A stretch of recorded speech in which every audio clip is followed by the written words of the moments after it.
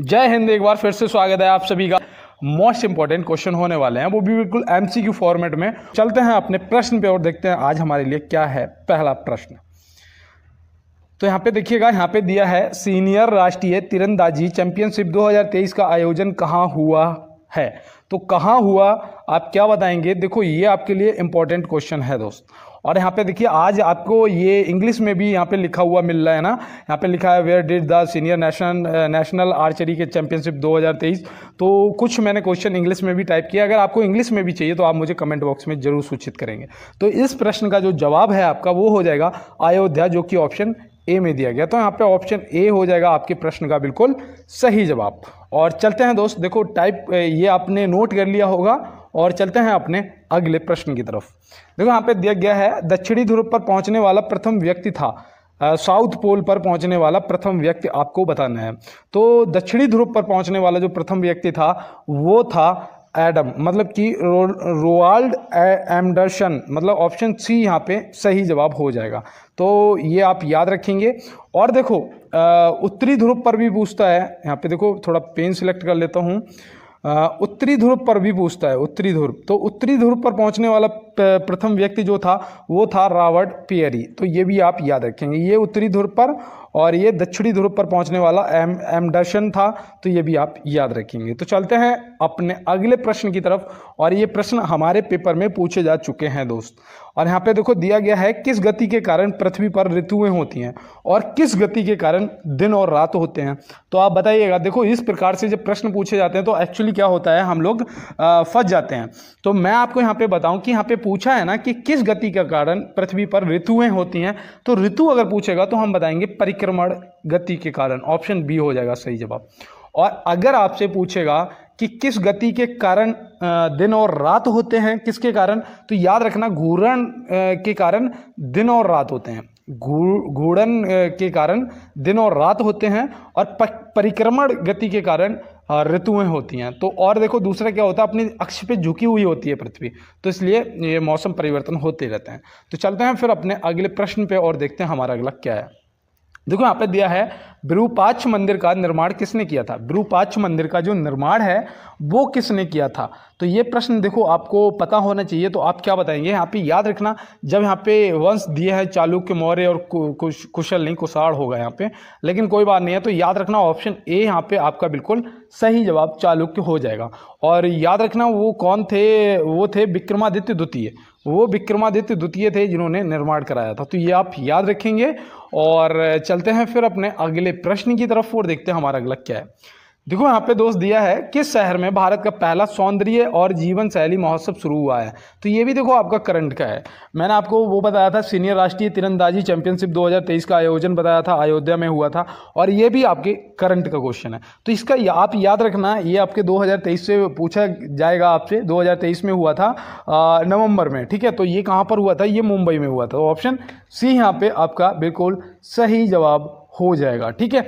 और ये 4-5 नवंबर को, मतलब ऐसे याद रखना 4 और 5 नवंबर को 2023 में हुआ था, ठीक है। तो ये आप याद रखेंगे। और चलते हैं अपने अगले प्रश्न पे और देखते हैं हमारा अगला क्या है। यहाँ पे दिया है भारत में क्षेत्रफल की दृष्टि से कौन सा सबसे बड़ा सांसदीय निर्वाचन क्षेत्र है। क्षेत्रफल की दृष्टि से कौन सा सबसे बड़ा सांसदीय निर्वाचन क्षेत्र है। तो आप यहाँ पे क्या सही जवाब करेंगे।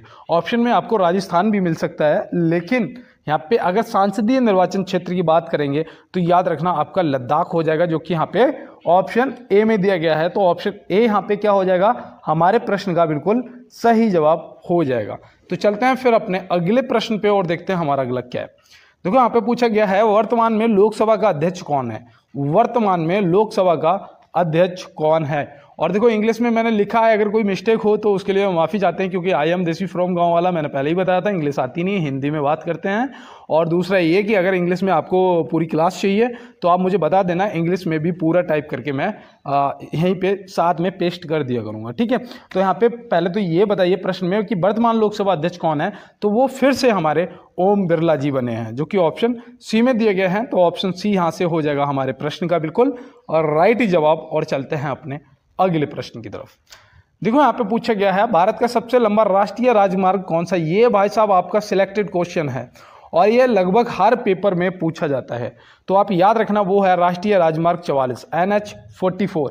NH44 वहाँ पे राष्ट्रीय राजमार्ग की जगह अगर NH44 लिखा हुआ मिले तो समझ जाना आपका सही जवाब है। ठीक है, तो चलते हैं फिर अपने अगले प्रश्न की तरफ। और कई बार क्या होता है ना, हमारे कई भाई बहन 07 मतलब कि NH7 लगा के आ जाते हैं, जो कि गलत हो जाता है। NH44 याद रखना। और देखो यहाँ पे 9वां प्रश्न है हमारा कि कोशिका सिद्धांत का प्रतिपादन किसने किया था। कोशिका सिद्धांत का जो प्रतिपादन है वो किसने किया था, तो आप यहाँ पे क्या बताएंगे इसका बिल्कुल सही जवाब। तो यहाँ पे देखो आपका मैथियस जैकब स्लाइडन और ये थियोडोर स्वान। तो मतलब कि यहाँ पे ऑप्शन ए और बी दोनों हो जाएंगे, मैथियस जैकब स्लाइडन और थियोडस स्वान, मतलब ऑप्शन ए और बी दोनों हो जाएंगे। और इन्होंने कब किया था वो भी आपको पता होना चाहिए। देखो अगर आप एसआई की तैयारी कर रहे हो तो पूछा जाएगा, तो आप याद रखना ये 1839 में किया था। कब किया था? 1839 में किया था। ठीक है, आपको याद रहेगा ना। चलते हैं फिर अपने अगले प्रश्न की तरफ। और ऐसे ये नाम होते हैं ना, ये तो हम लोगों को यार बहुत मुश्किल में याद हो पाते हैं, ये तो सच है। और देखो यहाँ पे दिया गया है कि बाल, नाखून और पंजा किसके बने होते हैं। बाल, नाखून और पंजा किसके बने होते हैं। और जानवरों के जो सींग होते हैं ना भाई, जो सींग होते हैं वो सींग किसके बने होते हैं। तो यहाँ पे सभी का एक ही जवाब है, वो जवाब आपका क्या होगा बताइए। तो आप बता सकते हैं कि कठोर प्रोटीन होता है जिसका नाम कैराटीन होता है, शायद कैराटीन। तो यहाँ पे आप याद रखना प्रोटीन, आपका ऑप्शन सी बिल्कुल सही जवाब हो जाएगा। और मैं उम्मीद करता हूँ आप सभी प्रश्नों के सही जवाब करते हुए चल रहे होंगे। तो यहाँ पे देखो दिया गया है हमारा 11वां क्वेश्चन है कि भारत की पहली हाइड्रोजन ट्रेन कौन सी है जिसका संचालन दिसंबर 2023 में करने की घोषणा की थी। तो आप बताइएगा वो कौन सी हमारी ट्रेन है। तो यहाँ पे देखो वो हो जाएगी आपकी वंदे मेट्रो। ऑप्शन ए आपका सही जवाब हो जाएगा। क्या हो जाएगा? वंदे मेट्रो। और वंदे भारत जो है ये भारत की सबसे तेज चलने वाली ट्रेन है। सबसे तेज चलने वाली ट्रेन आपकी वंदे भारत है। और सबसे लंबी दूरी जो है वो तय करने वाली ट्रेन कौन सी है, ये भी प्रश्न पूछा जाता है। और रेलवे का तो पेपर ही है आपका। तो सबसे दूरी जो ज़्यादा तय करने वाली ट्रेन है वो आपकी है विवेक एक्सप्रेस। कौन सी है? विवेक एक्सप्रेस। तो वो भी देखो याद रखना, मैंने अभी 2 दिन पहले आपको बताया भी था दोस्त। और चलते हैं अपने अगले प्रश्न पे। जीआई टैग से 100% क्वेश्चन पूछा जाएगा आपसे। तो आप किसी भी एग्जाम की तैयारी करो, रेलवे, एसएससी या फिर दिल्ली पुलिस, यूपीपीसीएस, किसी भी एग्जाम की तैयारी कर रहे हो, जीआई टैग से आपको जरूर प्रश्न पूछे जाएंगे। तो यहाँ पे पूछा गया है भारत में जीआई टैग पाने वाला पहला उत्पादन है। भारत में जीआई टैग पाने वाला पहला उत्पादन कौन सा है। तो आप यहाँ पे क्या बताएंगे। तो आपका सही जवाब हो जाएगा दार्जिलिंग चाय, जो कि ऑप्शन ए में दिया गया है। और देखो तिरंगा बर्फी जो है ना, तिरंगा बर्फी ये भी याद रखना क्योंकि ये उत्तर प्रदेश में मिला है। कहाँ की? वाराणसी की तिरंगा बर्फी। ठीक है, ये आपसे पूछा जाएगा वाराणसी की तिरंगा बर्फी, ये आप याद रखना। और वाराणसी का पान भी याद रखना है। ठीक है, और अलीबाग सफ़ेद प्याज, अलीबाग सफ़ेद प्याज ये भी आप याद रखना क्योंकि ये जो है ना ये इंसुलिन क्या बोलते हैं, इंसुलिन बोलते हैं ना, इंसुलिन में फ़ायदा करता है, बढ़ाता है उसे। और ये ना कहाँ से संबंधित है, जो ये अलीबाग सफ़ेद प्याज है ना, ये आपका महाराष्ट्र से संबंधित है। कहाँ? कौन से राज्य? महाराष्ट्र से संबंधित है। तो ये भी आप याद रखेंगे। देखो जीआई टैग से भी प्रश्न आपसे पूछे जाएंगे। और मुझे लग रहा है आजकल आप लोगों का सपोर्ट कम हो रहा है, और मैं चाहता हूं कि आप लोग जिस प्रकार से सपोर्ट बना रखा था प्लीज़ बनाए रखिएगा। और मैं आपको जितना हो सकेगा जीके जीएस पूरा कंप्लीट करवाता हुआ चलूँगा, मैं करंट अफेयर से। ठीक है, और यहाँ पे देखो दिया है संघीय संघ की शक्ति किसमें निहित है। संघीय संघ की शक्ति किसमें निहित है। तो आप यहाँ पे क्या बताएंगे? भारतीय संघ की शक्ति किसमें निहित है, माफ़ी चाहते हैं, भारतीय संघ की शक्ति किसमें निहित है। तो इसका आप सही जवाब क्या बताएंगे। तो याद रखना आपका हो जाएगा राष्ट्रपति जी। ऑप्शन ए हो जाएगा यहाँ पे बिल्कुल सही जवाब। और ये पता मैं राउंड सर्कल क्यों करता था क्वेश्चनों के, प्रश्नों के आंसर के ऊपर, क्योंकि मुझे एक भाई ने बोला था कि भैया कन्फर्म नहीं होता है, लगता है कभी ए लगाया या फिर बी। तो अब देखो मैं आपको पूरा ए यहाँ पे सही से बता रहा हूँ कि राष्ट्रपति हो जाएगा। और चलते हैं, देखो ये प्रश्न पूछा जा सकता है, आपसे पूछा भी गया है आरआरबी के पेपर में। और देखो यहाँ पे दिया है कि मूल अधिकारों का रक्षक किसे कहा जाता है। मूल अधिकारों का रक्षक किसे कहा जाता है। और ये मोस्ट इंपॉर्टेंट क्वेश्चन है, ये आपके ग्रुप डी में पूछा गया था कि मूल अधिकारों का रक्षक किसे कहा जाता है। तो आप क्या बताएंगे। तो याद रखना सर्वोच्च न्यायालय, उच्च न्यायालय, मतलब कि ए और बी दोनों। ऑप्शन सी यहाँ पे हो जाएगा आपका बिल्कुल सही जवाब, ए और बी दोनों। तो देखो उच्च न्यायालय, सर्वोच्च न्यायालय जो है वो आपके मूल अधिकारों के रक्षक कहे जाते हैं। तो ये चलते हैं अपने अगले प्रश्न पे। देखो यहाँ पे बोला गया है कि राज्य की कार्यपालिका का प्रमुख कौन होता है। राज्य की कार्यपालिका का प्रमुख कौन होता है। तो राज्य की कार्यपालिका का प्रमुख आपको यहाँ पे पूछा गया है। तो राज्य की जब बात हो रही है ना, तो हम याद रखेंगे राज्यपाल जी। राज्य की बात हो रही है तो राज्यपाल। देखो राज्यपाल, और मैं आपको बता रहा हूँ सीएम और राजधानियाँ जरूर याद कर लेना, क्योंकि एक प्रश्न आपसे 100% पूछा जाएगा। ठीक है, तो यहाँ पे पूछा है कि राज्य की कार्यपालिका का प्रमुख कौन होता है, तो वो आपका बिल्कुल यहाँ पे सही जवाब हो जाएगा राज्यपाल। लेकिन संघ की कार्यपालिका की शक्ति किसमें निहित होती है।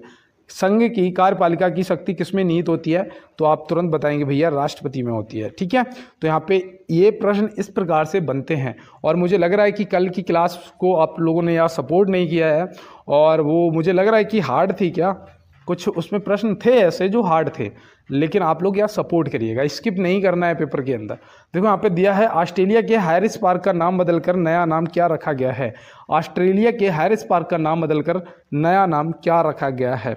तो यहाँ पे आप क्या बताएंगे, आपका जो सही जवाब है वो होना चाहिए लिटिल इंडिया, जो कि ऑप्शन ए में दिया गया है। तो ऑप्शन ए हो जाएगा यहाँ पे लिटिल इंडिया, बिल्कुल सही जवाब। यहाँ पे देखो दिया गया है कि राज्य का मंत्रिमंडल सामूहिक रूप से किसके प्रति उत्तरदायी होता है। राज्य का मंत्रिमंडल सामूहिक रूप से किसके प्रति उत्तरदायी होता है।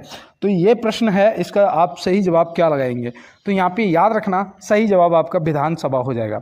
क्या हो जाएगा, विधानसभा, क्योंकि यहाँ पे राज्य का पूछा है, राज्य का मंत्रिमंडल, तो विधानसभा आप याद रखेंगे। और आप भी अपने भाई को सपोर्ट करने के लिए यार एक बार देखो, आप लोगों ने सपोर्ट थोड़ा सा यार कम कर दिया ऐसा मुझे लगा कल की क्लास में, तो आप प्लीज़ एक बार लाइक वाला बटन और चैनल को सब्सक्राइब करेंगे और शेयर कर देना यार, थोड़ा सा वायरल कराओ यार, क्लास को शेयर करो। और चलते हैं फिर अपने अगले प्रश्न की तरफ। देखो अब देखो यहाँ पे दिया है कि वर्तमान में भारत में उच्च न्यायालयों की कुल संख्या है। वर्तमान में भारत में उच्च न्यायालयों की कुल संख्या कितनी है। तो ये देखो भाई, कांस्टेबल की तैयारी कर रहे हो ना, आपके लिए इंपॉर्टेंट है। बताओ 23, 24, 25 में से आपका सही जवाब क्या होगा। तो आप क्या बताएंगे, ऑप्शन सी 25 होगा भैया सही जवाब। लेकिन अगर आपसे 25वां पूछ दिया जाए कि कौन सा है, तो आप क्या बताएंगे, तो 25वां आपका आंध्र प्रदेश है। कौन सा है, आंध्र प्रदेश उच्च न्यायालय। तो ये आप याद रखेंगे ना दोस्त, भूल तो नहीं जाओगे। तो फिर चलते हैं अपने अगले प्रश्न की तरफ। और कहते हैं कि ना थके हैं पैर मेरे और ना ही हिम्मत हारी है, मैंने देखे हैं कई दौर और आज भी सफ़र जारी है। तो दोस्त बिल्कुल सफ़र जारी रखिएगा। और यहाँ दिया है कि सूर्य महोत्सव किस शहर से संबंधित है। सूर्य महोत्सव किस शहर से संबंधित है। मैं आपको हर महोत्सव से संबंधित प्रश्न एक क्लास में जरूर कराता हूँ, क्यों मुझे पता है कि पूछा जाएगा। तो यहाँ पे आप बताइएगा कि जो सूर्य महोत्सव है वो किस शहर से संबंधित है। तो आप यहाँ पे बताएंगे तिरुवनंतपुरम, जो कि ऑप्शन ए में दिया गया है। तो ऑप्शन ए आपका सही जवाब हो जाएगा। ठीक है, और मैंने उस दिन आपको बताया था जालीकट्टू बताया था ना, जालीकट्टू बताओ किससे संबंधित है। तो आप क्या बताएंगे भैया, तमिलनाडु से संबंधित है। ठीक है ना। और गंगा सागर मेला जो है वो कहाँ पर लगता है, गंगा सागर मेला।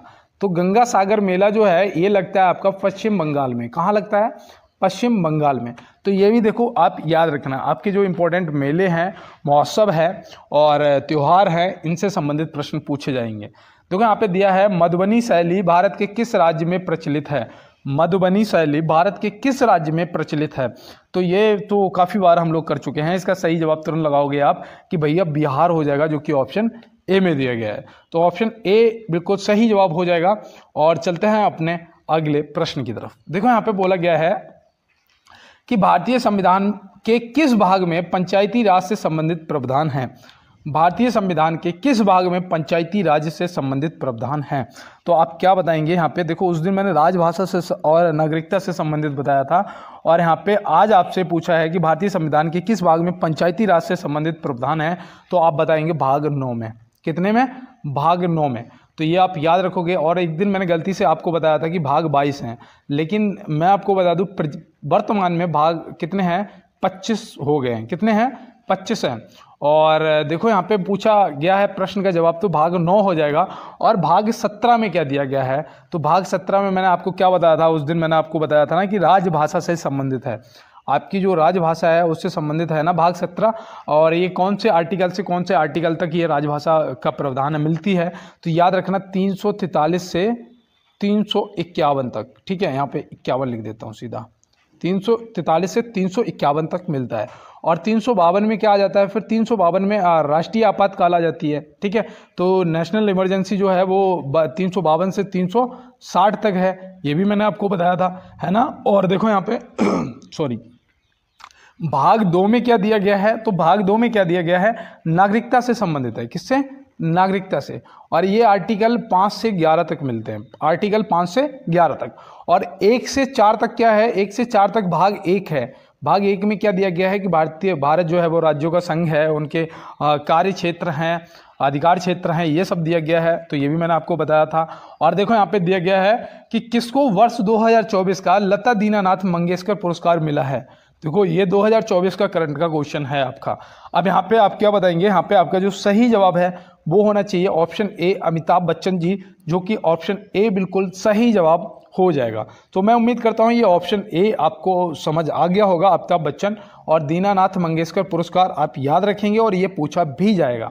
और देखो यहाँ पे दिया गया है सॉरी, यहाँ पे दिया गया है नरेंद्र मोदी, प्रधानमंत्री नरेंद्र मोदी ने किस राज्य में कोचरब आश्रम का उद्घाटन किया है। कोचरब आश्रम का उद्घाटन किया है हमारे प्रधानमंत्री मोदी जी ने। तो आप यहाँ पे क्या बताएंगे, तो यहाँ पे आपका जो सही जवाब है ना वो होना चाहिए गुजरात। गुजरात के साबरमती जो आश्रम था ना, याद है ना आपको, गांधी जी से संबंधित। तो जो साबरमती आश्रम है ना, वहीं इन्होंने कोचरब आश्रम का उद्घाटन किया है गुजरात में। तो ये भी देखो याद रखना दोस्तों, और ये आपकी करंट के क्वेश्चन हैं। और चलते हैं दोस्त फिर अपने अगले प्रश्न की तरफ और देखते हैं हमारा अगला क्या है। देखो यहाँ पे दिया गया है कि भारत में लेप्चा जनजाति निवास करती है। भारत में लेप्चा जनजाति निवास करती है, कहाँ करती है, जनजातियों से संबंधित भी आपसे पूछे जाएंगे। गोंड जनजाति और भील जनजाति और ये लेप्चा, कुकी और जुली, ये सब पूछे जाएंगे ना आपसे। तो मैं आपको सब बताता हूँ, रोज बताता हूँ। और लेप्चा तो पहले आप नोट करिएगा कि ये आपके सिक्किम से संबंधित है। ऑप्शन बी आपका यहाँ पे क्या हो जाएगा, बिल्कुल सही जवाब हो जाएगा। और जो कुकी मैंने बोला था ना, मणिपुर से संबंधित है। जो कुकी जनजाति है ना वो आपके मणिपुर से संबंधित है। ठीक है, तो ये आपको याद रहेगा ना। और आपकी जो वो क्या कहते हैं, भील जनजाति है, भील, तो भील जो है वो भील मध्य प्रदेश में भी हैं और नेपाल में भी पढ़ते हैं। देखो मैं आपको बताऊं, और आपके राजस्थान में भी पढ़ते हैं। आरजे मैं यहाँ पे लिख देता हूँ, राजस्थान में भी पढ़ते हैं, गुजरात में भी पढ़ते हैं और छत्तीसगढ़ में भी अब मिलते हैं। तो ये याद रखना दोस्त, ठीक है, क्योंकि ये आपसे पेपर के अंदर पूछे जा सकते हैं। और चलते हैं अपने अगले प्रश्न की तरफ। यहाँ पे दिया है यूरेनियम सिटी अवस्थित है। यूरेनियम सिटी अवस्थित है। अब यहाँ पे देखो, अब कितने लोग इसका सही जवाब करेंगे बताओ। यूरेनियम सिटी जो है वो कहाँ अवस्थित है, कितने लोग सही जवाब करेंगे। तो याद रखना यार, कनाडा हो जाएगा मेरे भाई। ऑप्शन सी आपका बिल्कुल सही जवाब हो जाएगा। ठीक है, तो आप ये याद रखेंगे कहाँ पर है, कनाडा में है। तो चलते हैं फिर अपने अगले प्रश्न की तरफ। देखो यहाँ पे दिया है कि रेडियो सक्रियता का पता सर्वप्रथम किसने लगाया था। रेडियो सक्रियता का पता सर्वप्रथम किसने लगाया था। तो यहाँ पे देखो ये इंपॉर्टेंट है यार, और ये आपसे पूछा भी जाएगा। Henry Becquerel. ठीक है, तो हेनरी बेकुरल ऑप्शन बी आपका सही जवाब हो जाएगा। और इन्होंने पता है कब पता लगाया था, जब आधुनिक ओलंपिक खेलों की शुरुआत हुई थी, मतलब कि 1896। कब लगाया था, 1896 में लगाया था। और फ्रेडरिक वेंटिंग जो है, इन्होंने किसकी खोज की थी बताओ, इन्होंने किसकी खोज की थी। तो याद रखना यार, इंसुलिन की खोज की थी। इंसुलिन जो है मधुमेह में प्रयोग किया जाता है, मधुमेह में इंजेक्शन होता है, इंसुलिन दिया जाता है। तो ये आप याद रखेंगे। और मार्टिन कूपर जो है, इन्होंने किसकी खोज की थी बताओ। याद रखना, जिससे आप मुझे आज देख रहे हो, सुन रहे हो, मोबाइल की खोज, मोबाइल का आविष्कार जो है वो मार्टिन कूपर ने किया था। तो ये भी आप याद रखेंगे। ठीक है, ये तो मत भूलना, मार्टिन कूपर मत भूलना, क्योंकि देखो माँ से इनका नाम है और माँ से ही मोबाइल है, याद रहेगा ना। तो चलते हैं फिर अपने अगले। और देखो कूपन डाल के रिचार्ज करते थे पहले, याद होगा आपको, कूपन 10 रुपये का कूपन, 15 रुपये का कूपन आता था ना। तो देखो मोबाइल मतलब मार्टिन और कूपन मतलब रिचार्ज वाला कूपर। तो ऐसे याद रखोगे ना तो भूल मत जाना। देखो दोस्त, और चलते हैं फिर अपने अगले प्रश्न पे। जर्मन सिल्वर किसका मिश्रण होता है। जर्मन सिल्वर किसका मिश्रण होता है, ये इंपॉर्टेंट है। आप बताइएगा इसका सही जवाब कि जर्मन सिल्वर जो है वो किसका मिश्रण होता है। तो तावा, जस्ता और निकिल का होता है। तावा, जस्ता और निकिल, तावा, जस्ता और निकिल, मतलब ऑप्शन ए यहाँ पे आपका बिल्कुल सही जवाब हो जाएगा। तो मैं उम्मीद करता हूँ इसको भी आपने नोट कर लिया होगा। और चलते हैं अपने अगले प्रश्न पे। देखो यहाँ पे दिया है, बोकारो इस्पात संयंत्र की स्थापना किस योजना के दौरान की गई थी। बोकारो इस्पात संयंत्र की जो स्थापना है वो किस योजना के दौरान की गई थी, तो आप यहाँ पे क्या बताएंगे। तो याद रखना चौथी योजना के तहत की गई थी। जो देखो प्रथम पंचवर्षीय योजना, द्वितीय, तृतीय, चौथी, तो ऐसे याद रखना है। प्रथम में क्या हुआ था, मैंने आपको कल बताया था कि प्रथम में आप कृषि से संबंधित थी। दूसरा मैंने आपको बताया था कि दूसरी पंचवर्षीय योजना जो थी वो औद्योगिकरण से थी, ये भी मैंने आपको कल ही बताया था। और मैंने आपको पाँचवीं भी बताई थी। पाँचवीं किससे थी, गरीबी हटाओ का जो मुख्य उद्देश्य था वो गरीबी हटाओ। और ये जो बोकारो इस्पात संयंत्र है ये चौथी पंचवर्षीय योजना में स्थापित किया गया था। तो ये आप सभी को याद रखेंगे यार। और चलते हैं अपने अगले प्रश्न पे। तो ये देखो हमारे 29 क्वेश्चन होने वाले हैं यार यहाँ पे। और मैंने देखो एक बार भी अभी लाइक शेयर के लिए नहीं कहा, मैं आगे कहूँगा, तब तक कंटिन्यू क्वेश्चनों को करते रहना है। यहाँ पे दिया है कपिल धारा जलप्रपात किस नदी पर स्थित है। कपिल धारा जलप्रपात जो है वो किस नदी पर स्थित है। तो ये जलप्रपात भी आपसे पूछे जाएंगे। तो कपिल धारा याद रखना है यार, नर्मदा नदी पर स्थित है। किस पे, नर्मदा नदी पर स्थित है, याद रहेगा ना। आप देखो यहाँ पे शरावती नदी पर कौन सा जलप्रपात है बताओ, शरावती नदी पर तो जोग जलप्रपात, ये जोग जलप्रपात तो जरूर पूछा जाता है, ठीक है। जोग जलप्रपात जो है आपका शरावती नदी पर है। और यहाँ पे देखो कावेरी नदी पर भी आपसे पूछा जाता है शिव समुद्रम। शिव समुद्रम जो है वो आपका कहाँ पर है, कावेरी नदी पर। तो यहाँ पे सभी को आपको याद रखना है, इंपॉर्टेंट है आपके लिए यार। और चलते हैं अपने अगले प्रश्न की तरफ। देखो यहाँ पे दिया गया है कि सांची का महान स्तूप कहाँ स्थित है। सांची का महान स्तूप जो है वो कहाँ स्थित है, तो आप यहाँ पे क्या बताएंगे। तो याद रखना ये आपका मध्य प्रदेश में है। कहाँ पर, मध्य प्रदेश। और मध्य प्रदेश में सबसे ज़्यादा जंगल पाए जाते हैं। ये मैंने आपको एक दिन बताया था। सोयाबीन सबसे ज़्यादा पैदा किया जाता है।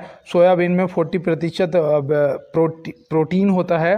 और दूसरा मैंने बताया था सोया प्रदेश के नाम से भी मध्य प्रदेश को जाना जाता है, ये भी आप याद रखेंगे। और देखो इसका ये जो स्तूप है ना, ये कौन से धर्म से संबंधित है, तो याद रखना ये आपके बौद्ध धर्म से संबंधित है। किससे, बौद्ध धर्म से संबंधित है। तो ये भी देखो याद रखना। और यहाँ से एक इम्पॉर्टेंट इम्पॉर्टेंट पॉइंट ये भी बनता है कि जो स्तूप है ना, ये सांची का स्तूप है, कौन सी नदी के किनारे स्थित है, तो आप क्या बताएंगे। तो याद रखना दोस्त, बेतवा नदी के किनारे स्थित है। कौन सी, बेतवा नदी के किनारे स्थित है। तो क्या यहाँ पे ऐसा रह गया जो आपसे पेपर में पूछ लिया जाएगा तो आप नहीं बता पाएंगे। और बाद बाकी इसका निर्माण किसने कराया था, कब कराया था, ये मैं आपको प्रीवियस क्लास में बता चुका हूँ। और आप मेरे साथ जुड़े रहिएगा। और यहाँ पे देखो दिया है नरेंद्र मोदी जी ने बोइंग के सबसे बड़े परिसर का उद्घाटन कहाँ किया है। तो हमारे प्रधानमंत्री माननीय नरेंद्र मोदी जी ने बोइंग के सबसे बड़े परिसर का जो उद्घाटन है वो कहाँ पर किया है, तो आप यहाँ पे क्या बताएंगे। सही जवाब आपका बेंगलुरु हो जाएगा, ऑप्शन सी। और देखो ये प्रश्न भी आपके लिए इंपॉर्टेंट बनता है क्योंकि ये करंट के क्वेश्चन हैं आपके 2020 से लेकर 2024 तक का मैं आपको सब कंप्लीट करवाऊंगा। और यहाँ पे दिया है सियादबाद किस धर्म के दर्शन का मूल आधार है। सियादबाद जो है वो किस धर्म के दर्शन का मूल आधार है, तो आप यहाँ पे क्या बताएंगे। तो याद रखना यार, वो आपका जैन धर्म हो जाएगा। जैन धर्म के 24वें तीर्थकार आपसे जरूर पूछे जाते हैं, महावीर स्वामी जी, याद रहेगा ना आपको। 24वें तीर्थकार महावीर स्वामी जी, और ये आखिरी भी थे, ये आखिरी भी थे, तो ये आप याद रखेंगे, ठीक है। तो उम्मीद करते हैं आपने नोट कर लिया होगा। और चलते हैं अपने अगले प्रश्न की तरफ। प्रिंस ऑफ पिलग्रिम्स नाम किसे प्रदान किया गया था। प्रिंस ऑफ पिलग्रिम्स नाम किसे प्रदान किया गया था, ये देखो इंपॉर्टेंट है। ये व्यक्ति हर्षवर्धन के शासनकाल में उनके दरबार में आया था। कौन आया था, याद होगा तो तुरंत, इतना हिंट बहुत है, तुरंत लगा दोगे ह्वेनसांग, क्योंकि मैंने बहुत बार बताया आपको, हा से याद रखना। इसका भी नाम हा से है। और हर्षवर्धन जिनकी जीवनी बाणभट्ट ने लिखी थी, आपको बताया था ना उस दिन, तो हर्षवर्धन के काल में ये आए थे, ठीक है। ये आप, और इनका नाम प्रिंस ऑफ पिलग्रिम्स नाम किसे प्रदान किया गया, तो इन्हें ह्वेनसांग को किया गया था। अब देखो समुद्रगुप्त को भी कोई नाम दिया गया था, आपको पता हो अगर, याद आ रहा है ना, नेपोलियन, क्या बोलते हैं, भारत का नेपोलियन। समुद्रगुप्त। मैगस्थनीज की इंडिका। इंडिका जरूर याद रखना यार, आपसे पूछी जा सकती है। इंडिका की रचना, पुस्तक की रचना किसने की थी? तो मैगस्थनीज ने करी थी। तो ये आप याद रखेंगे। और चलते हैं अपने अगले प्रश्न की तरफ। 17 दूनी 34। एक बार रुकूंगा बस 1 मिनट के लिए और फिर क्लास को 50 क्वेश्चन पूरे करने हैं।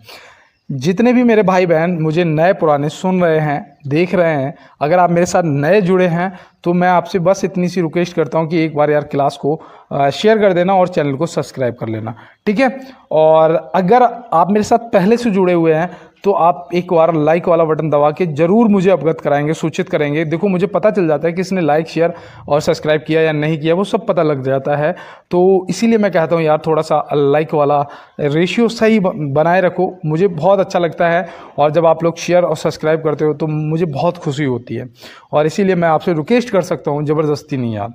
और देखो अगर आपको अच्छा लगेगा तो आप बिल्कुल करेंगे, ये मेरा भरोसा है।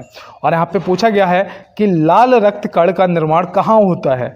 लाल रक्त कण का निर्माण जो है वो कहाँ होता है? तो आप क्या बताएंगे? और ये पूछा भी जाता है, ऑप्शन में आपको लाल अस्थि मंजा मिल सकता है या फिर अस्थि मंजा। तो यहाँ पे अस्थि मंजा आपको याद रखना है। ऑप्शन बी आपका सही जवाब हो जाएगा। और आपने लाइक, शेयर, सब्सक्राइब कर दिया होगा। तो फिर चलते हैं अब अगले प्रश्न की तरफ। देखो यहाँ पे दिया गया है, भोजन का अपशोषण शरीर के किस अंग में होता है? भोजन का जो अपशोषण है शरीर के किस अंग में होता है? तो याद रखना यहाँ पे इसका सही जवाब छोटी आंत हो जाएगा। वरना भोजन की जो पाचन क्रिया है ना वो हमारे मुंह से ही स्टार्ट हो जाती है। मुंह से ही जब हम उसे कुचल कुचल के मुंह से चबा चबा के खाते हैं ना, तो जो हमारे मुंह में जो क्या बोलते हैं लार होती ना, उसमें जो एंजाइम होते हैं वो मिल जाते हैं और उसका पचना हमारे मुख से ही स्टार्ट हो जाता है। लेकिन प्रश्न में जब पूछा जाएगा अपशोषण तो आप बता देंगे छोटी आंत, जो कि बिल्कुल सही जवाब हो जाएगा। तो चलते हैं अपने अगले प्रश्न की तरफ। देखो यहाँ पे दिया है प्रतिरोध का मात्रक होता है। प्रतिरोध का मात्रक क्या होता है? ये इंपॉर्टेंट है। प्रतिरोध का मात्रक क्या होता है? तो आप क्या बताएंगे? भैया ओम होता है, जो कि ऑप्शन ए में दिया गया है। तो ऑप्शन ए यहाँ से आपका इस प्रश्न का बिल्कुल सही जवाब हो जाएगा। और चलते हैं अपने अगले प्रश्न की तरफ। देखो यहाँ पे दिया है ध्वनि तरंग है। ध्वनि तरंग है क्या है? अनुदैर्घ्य है, विद्युत है या चुंबकीय है? तो यहाँ पे आपका बिल्कुल सही जवाब जो है वो अनुदैर्घ्य हो जाएगा, जो कि ऑप्शन ए में दिया गया है। तो याद रखना अनुदैर्घ्य आपका क्या हो जाएगा? प्रश्न का बिल्कुल सही जवाब हो जाएगा। और चलते हैं अपने अगले प्रश्न पे और देखते हैं हमारा अगला क्या है। मानव शरीर की सबसे मजबूत पेशी है, सॉरी कोई याद कर रहा है, मुझे हिचकी आ रही है। देखो यहाँ पे दिया है मानव शरीर की सबसे मजबूत पेशी है। तो मानव शरीर की सबसे मजबूत पेशी जो है वो जबड़े की है। जबड़ा जो है सबसे मजबूत है ना। देखो चूँकि देखो सबसे हार्ड है ना हमारा जबड़ा, तो जबड़े की जो पेशी है सबसे मजबूत होती है। और सबसे बड़ी जो हड्डी होती है वो फीमर होती है, जांघ की हड्डी। ये भी आप याद रखना। और देखो स्टेपिज जो है, स्टेपिज लिखा है, स्टेपिज होता है। स्टेपिज जो है वो हमारे कान की हड्डी होती है, ठीक है। और सबसे छोटी हड्डी होती है बॉडी की, सबसे छोटी हड्डी। तो सबसे छोटी हड्डी ये भी आप याद रखेंगे। और कान, एक कान में 3 हड्डियां होती हैं, ये भी आप याद रखना। हो सकता है कि पेपर के अंदर पूछ लिया जाए। तो चलते हैं फिर अपने अगले प्रश्न पे। हाल ही में किस राज्य सरकार ने एयर एम्बुलेंस सेवा शुरू की है? हाल ही में किस राज्य सरकार ने एयर एम्बुलेंस सेवा शुरू की है? तो आप बताइएगा यहाँ पे क्या होगा सही जवाब। तो यार बिल्कुल सही जवाब लगाएंगे झारखंड। झारखंड ऑप्शन सी हमारा बिल्कुल सही जवाब हो जाएगा। और देखो मैंने एक दिन आपको बताया भी था कि झारखंड जो हमारा है वो हमारा 28वां राज्य बना था। कब बना था? 15 नवंबर 2000 को, 15 नवंबर 2000 में बना था, बताया था ना। तो चलते हैं फिर अपने अगले प्रश्न की तरफ। कई बार क्या होता है मैं एक्स्ट्रा बताता हूँ, उसमें गलती हो जाती है मुझसे, लेकिन वो क्या होता है ना, जल्दबाजी में होता है ये। तो यहाँ पे देखो दिया है कि भारतीय संविधान में 11वां मौलिक कर्तव्य किस वर्ष जोड़ा गया था? उस दिन मैंने आपको बताया था कि 10 जो थे वो कौन से संविधान संशोधन द्वारा जोड़े गए थे। 11वां जो था वो कौन से संविधान संशोधन द्वारा जोड़ा गया था, ये मैंने उस दिन पूरा डिटेल में आपको बताया था। लेकिन आज मैं फिर से आपको एक बार रिपीट करवा देता हूँ कि ये 2002 में जोड़ा गया था। 2002 में जोड़ा गया था। और ये ना 6 से 14 वर्ष के बच्चों के शिक्षा से संबंधित था, शिक्षा का अधिकार उन्हें दिलाना था। तो 6 से 14 साल के बच्चों को शिक्षा का जो अधिकार है वो अनिवार्य है, बिल्कुल फ्री। और दूसरा याद रखना कि ये 86वें संविधान संशोधन द्वारा जोड़ा गया था। और जो हमारे 10 थे वो 42वें संविधान संशोधन द्वारा जोड़े गए थे। याद रहेगा ना दोस्त, अब मत भूल जाना यार, ठीक है। तो चलते हैं फिर अपने अगले प्रश्न की तरफ और देखते हैं हमारा अगला क्या है। देखो यहाँ पे दिया है सबसे लंबे समय तक भारत के राष्ट्रपति रहे। सबसे लंबे समय तक भारत के राष्ट्रपति कौन रहे? तो यहाँ पे इस प्रश्न का सही जवाब आप क्या लगाएंगे? तो यहाँ पे आपका जो सही जवाब है ना दोस्त वो होना चाहिए डॉक्टर राजेंद्र प्रसाद जी। क्या हो जाएगा? डॉक्टर राजेंद्र प्रसाद जी सबसे लंबे समय तक ये रहे। और ये पता है 1950 से 1962 तक, 1950 से 1962 तक रहे, ये आप याद रखना। और पहले जो हमारे उपराष्ट्रपति थे वो सर्वपल्ली राधाकृष्णन जी थे, उपराष्ट्रपति।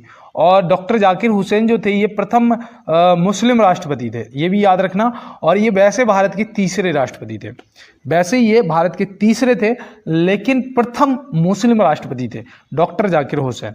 ये आप याद रखेंगे ना दोस्त, देखो इंपॉर्टेंट है आपके लिए। और चलते हैं अपने अगले प्रश्न की तरफ। देखो यहाँ पे दिया है कि उपराष्ट्रपति का निर्वाचन किसके द्वारा होता है? उपराष्ट्रपति का जो निर्वाचन है वो किसके द्वारा होता है?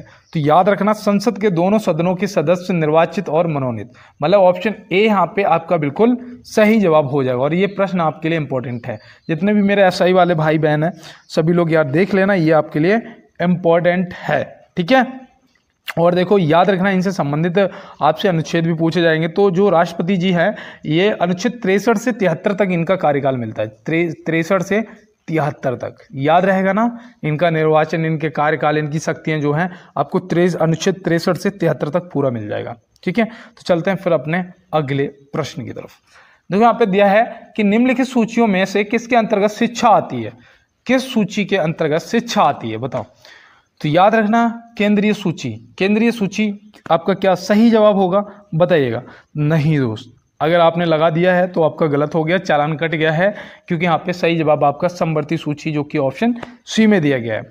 और मैं यही चेक करने के लिए कह रहा था कि शायद ऐसा तो नहीं है कि मैं कहता हूँ और आप सीधा टिक कर देते हैं।